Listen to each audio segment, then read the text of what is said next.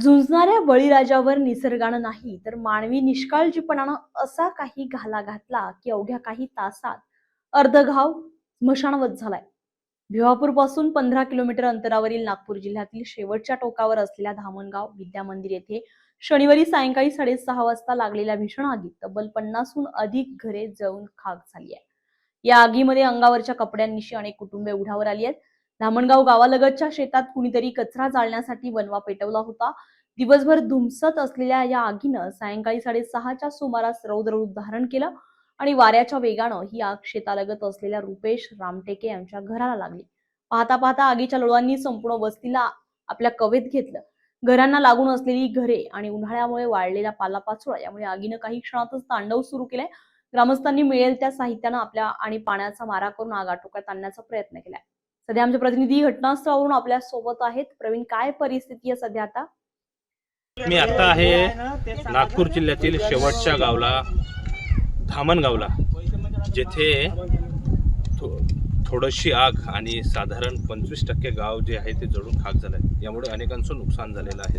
गोरगरीब शेतकरी शेतमजुरांसमोर हा गावाची ओळख आणि सामान्य नागरिक म्हणून कष्टाच्या भाकर जी आहे ती आता ह्या गावात अजिबात शिल्लक राहिलेली नाही. काही काही आपण जर पाहिलं तर आपण पाहू शकता ह्या सगळ्या गोष्टी, कुठे जनावर होते, कुठे गोटे होते, तर कुणाचं काही खाण्याचं धान्य होतं, कुणाचे पैसे होते, तर कुणाच्या मशिनी होत्या. अशा पद्धतीने सगळं जळून खाक झालेलं आहे. आपण पाहू शकता, मी आत्ताच आपण जिथं घटना घडली त्या घटनास्थळावरून सायकल आपण पाहू शकता, टू व्हीलर पाहू शकता, अशा अनेक गोष्टी, खायचे धान्य असतील, इतर काही गोष्टी असतील, सगळं जे आहे ते जळून काही क्षणात जळून खाक झालेलं आहे. आपल्यासोबत काही ग्रामस्थ आहेत या गावचे, आपण त्यांच्याशी बोलणार आहोत. आजी, तुम्ही कुठं राहता? ह्याच गावला राहता? कोणतं तुमचं घर? कोणतं? हेच घर. कशी कशी आग लागली आजी? सुतार पेटवलं आणि तो व्यक्ती घराकडे गेला. धुंदाड खूप आला. धुंदाड येऊन शानी मग पूर्ण झोल गावात आलं. गावात येऊन आधी माझ्या घरावर लागलं एवढं पूर्ण. तू आपला जीव कसा वाचवली असेल? कसं जीव? मी आपला जीव वाचवलो. ते धुंदाड आलं ना, ते याचे झोलं पडले याचे शेकाचे याचे, तर त्यातून त्या अग्नीतून अशी निघालो, अशी धावत पळत ह्या येत येऊन आदळलो धावता धावता, आणि अशी येथून आलो. मग माझी सून आली, माझ्या सुनीला हात पकडलं आणि तिकडे घेऊन गेली. आजी, तुझं काय काय नुकसान झालं? माझं पूर्ण नुकसान झालं. तांदूळ, डाळ, वरण, गहू पेटले, सपा आहे, आजी, कपडे लत्ते पेटले. आतापर्यंत काही मदत मिळाली का शासनाकडून? काही पैसे वगैरे मिळाले का? काही अन्नधान्य काही मिळालं का? नाही, शासनाकडून नाही मिळालं. काहीच नाही मिळालं नाही. आतापर्यंत. तरी अंदाजे किती रुपयाचं नुकसान झालं असं आपलं सगळं मिळून? 50-60 माझं नुकसान झालं 2 लाखाच्या वरून झालं. 2 लाखाच्या वरून झालं. हो. मग आता सध्या रात कुठं आहे आजी? बाहेर झोपत आहे. काय म्हणले? बाहेरच आम्ही झोपलो. आता थोडस सावलीचं आतमध्ये. अच्छा, बाहेरच झोपत आहे. हो, बाहेर. अजून प्रशासनाकडून काहीच नाही मिळालं. गंज, भांडे, तांदूळ, गहू, काहीच नाही. 4-2 रुपये काहीच? थोडंसं का नाही, दुसऱ्याकडूनच मिळत आहे. दुसऱ्याकडूनच, पण शासनाकडून काहीच नाही. दुसऱ्याकडून म्हणजे गावात सध्या बाहेरच झोपणं चालू आहे. बाहेरच.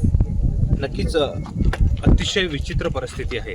आपण जर पाहिलं तर साधारण घटनेला जवळपास 30-35 तास होऊन गेले आणि नागरिकांचे प्रचंड हाल आहे. त्यामुळे प्रशासनाने सुद्धा तात्काळ यांना मदत पोहोचवावी अशी सामान्य नागरिकांकडून मागणी. आपल्याकडे काही ग्रामस्थ आहेत. मित्र, काय झालं होतं त्या दिवशी? कशी अचानक आग लागली? 6:30च्या दरम्यान वावरामध्ये तिकडं आग लागली होती. हवा धून आली, ते तितक्या उडत आल्या इकडं. ते हवा धून जास्त असल्यामुळे लोकांना काही सुचलं नाही. पुरं चान्सच नाही भेटला कसं काय करायचं. लोकांना फक्त आपला जीव कसं वाचवायचा एवढं पाहिलं.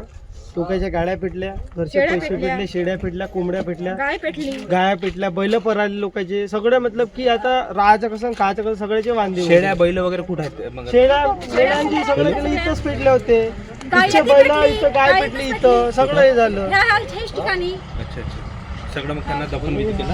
हो, मतलब की ते केलं जे करायचं होतं ते. नक्कीच आपण काही घरातले दृश्य दाखवतोय. आपण ज्या घरामध्ये काही नुकसान झालं त्या घरातले सुद्धा आपण हे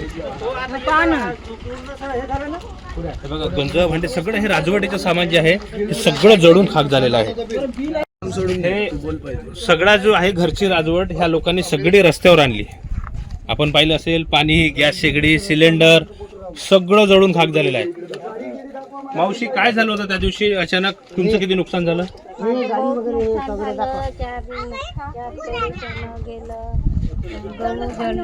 तांदूळ 4 क्विंटल जळले,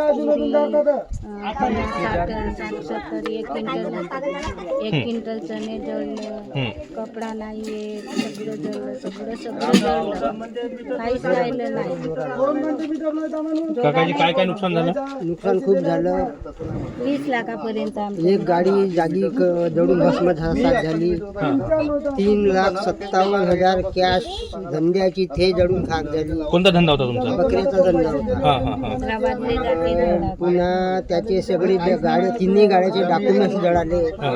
10 क्विंटल गहू जळाले, 6-7 क्विंटल तांदूळ जळाले, 1 क्विंटल चणे जळाले, 75 किलो तुरी जळाल्या.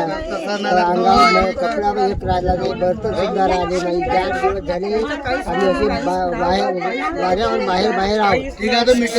अजूनही शासनाची मदत अजूनही मिळालेली नाही. काही मिळालं का शासनाकडून तुम्हाला? नाही, अजून काही नाही. तांदूळ, गहू, डाळ, तिकीट, नाही, तेल, तिकीट, काही पैसे नाही. काहीच नाही मिळालं. अजून प्रायव्हेट संस्थांनी मदत केली आहे, त्यांचीच मदत चालू आहे, पण शासनाची अजूनही मदत मिळालेली नाही. कुठलीच मदत नाही कुठलीच मिळाली. मदत काय मिळाली काय मागणी नाही. करणार तुम्ही प्रशासनाकडे? आता प्रशासनाकडे आमचे घर जळले, सगळे नुकसान झाले, याची भरपाई कसं गव्हर्नमेंटनी करून द्यावी अशी आमची आग्रहाची विनंती. नक्कीच आपण जर पाहिलं एकंदरीत, आपण या बाजूला दाखवूयात. इथं काही कांडप चक्की होती, हे बघा. रोटावेटर सुद्धा होतं, हे बघा. कांडप चक्की होती. काही घरे, गोरे, गोठे सगळे जे आहे ते जळून खाक झालेले आहेत. आपण पाहू शकतो काहीही शिल्लक राहिला नाही. थोडीशी आग आणि प्रचंड गावाचं नुकसान. लोकांची जिकडे तिकडे मदतीसाठी जी आहे ती आता धावपळ चालू आहे. त्याच्यामुळे प्रशासनाने परत एकदा गावकऱ्याच्या वतीने विनंती आहे की प्रशासनाने याकडे लक्ष केंद्रित, म्हणजे अतिशय तातडीने जेवढ्या लवकर होईल तेवढ्या लवकर लक्ष देऊन यांना मदत करावी. कारण सध्या त्यांना खाणं पिणं, काम नाम धंदाडे आहेत. पाणी नाही, त्यांना सध्याचं कुठं राहायला काहीच नाही आहे. सगळे जे गंज भांडे सगळे जळून खाक झाले. सध्याचं इकडून तिकडून मागून जे आहे त्या सध्याची राजवट कशी तरी निभवत आहेत. प्रचंड नुकसानग्रस्त गाव असून लोकांना खूप प्रशासन जे आहे ते झालंय. म्हणजे आपले वस्तू वाचवण्यामध्ये त्यांनी स्वतःचा हात सुद्धा आपण पाहू शकतो. आतमधलं घर पेटलं सर, हे वेगळं झालं. हां, हे वेगळं झालं. आतमधलं घर पेटलं, आतमधले भांडे पेटले, गॅस मधली खिडकी पेटली, संडास बाथरूमचे दरवाजे पेटले, आणि ते 10 पोते गव्हाचा ढग पेटला. हे रोटावेटर, हे मशीन पेटली सर. आणि माझ्या मिस्टर नाही का, आता ऑपरेशन झालं होतं, ते उठत नाही, ते बेडवरून नाही का, त्यांना ते कडेवर धरून ना मग निघलो ते आगीतून. त्याचा कान भाजला आणि हात भाजला त्यांचा वाला, आणि माझा पण हात असा भाजला. असे ना मग आम्ही दोघंच घरी होतो, मुलं बाहेर राहतात. नवनवीन घडामोडी पाहण्यासाठी स्टार महाराष्ट्र न्यूजला सबस्क्राईब करा आणि ताज्या बातम्यांचे अपडेट मिळवण्यासाठी बेल आयकॉनला प्रेस करा आणि परिपूर्ण बातमीबरोबर रहा, इतरांपेक्षा एक पाऊल पुढे.